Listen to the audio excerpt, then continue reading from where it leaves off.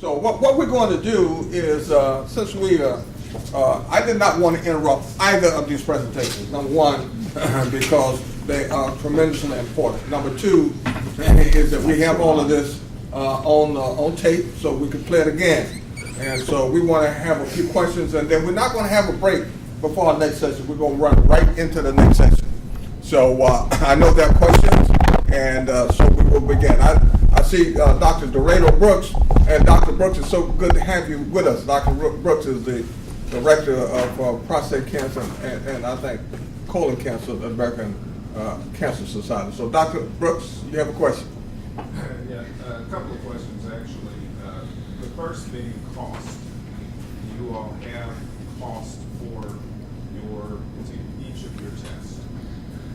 I thought we were told we're not allowed to discuss costs at this session. Is that right? That's right. That's right. So we have that information, and you can get that from, I'm sure you can get it from Genomic, you can get it from Myriad. Polaris.com will have information about that. But they told us at the start that because we're at Bio, we're not allowed to discuss that. I mean, I think the only thing that I would say is that, I think that when people usually ask about cost, it really is asking about coverage. And that both companies are working to secure coverage through Medicare, CMS, all the insurance companies for the test, because we think it's important. Go ahead. Based on these presentations, it would appear that essentially your tests are competitors in the marketplace. Is there the potential that they could actually be complementary in some way? You want to go first?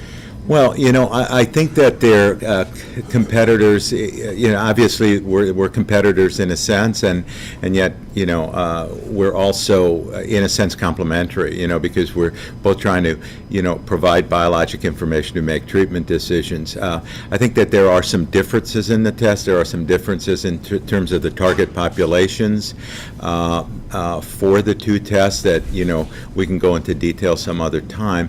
But I think that overall the need is large, and to get these tests in front of lots of people, I think overall will help, allow urologists and medical oncologists and radiation oncologists to just make better treatment decisions. I would agree. I mean, I think there are differences. The clinicians will be made aware of, from the literature. That's how they tend to make these kind of decisions on what is most appropriate. I probably, almost certainly, they will provide complementary information because they look at two different endpoints. But, without belaboring the cost issue, it would be expensive to do both. So I think, it's like everything else in medicine. The practitioners need to weigh the evidence of how the test performs, and then make the decision which is appropriate for the select patient. Yeah. Are there other questions?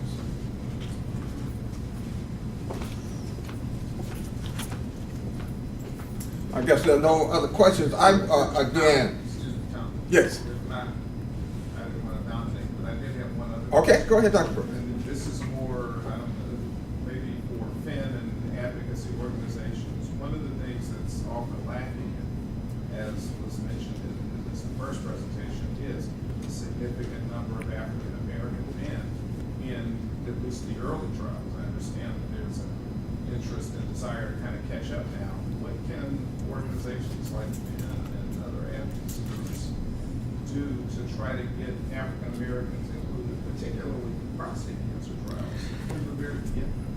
Well, let me give you some observations from having done many clinical trials in pharmaceutical drug development, device development, and now in the diagnostic space.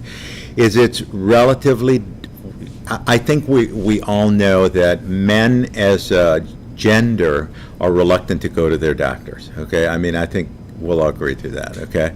I think it's also true that African American men are less less apt to go to their doctors than their Caucasian or Asian counterparts due to a variety of reasons. One of the things that I've actually been struck with and has come up in my trying to recruit African American men is their fear of participating in clinical trials.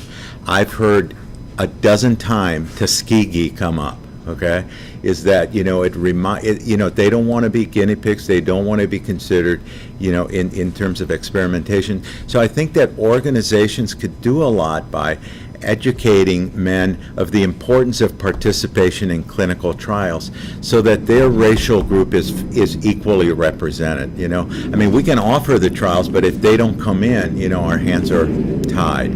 Now, that's one thing organizations can come.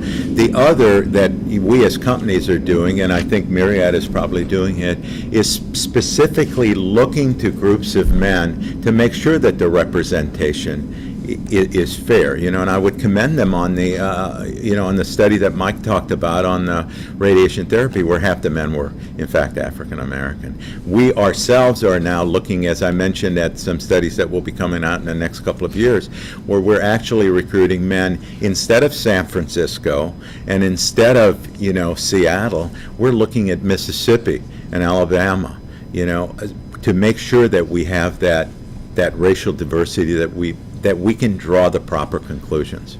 Let me say this in closing the session is that we have a very active program on educating men about clinical trials, and there's a lot of work to be done. I think we're making progress, but one of the things is we outreach more with our community outreach programs is that we do have a clinical trials education component as part of that. There's a lot of work to be done, as I said, but I think we're making progress, and hopefully we'll get there. It's very much needed for us to get there as we move more and more towards personalized treatment. So I want to thank everybody. I certainly want to thank Dr. Deans and Dr. Brown for those great presentations, and they are part of our files, and you will be seen by many, and we appreciate that. So thank you very much. Let's give it a round. Thank you.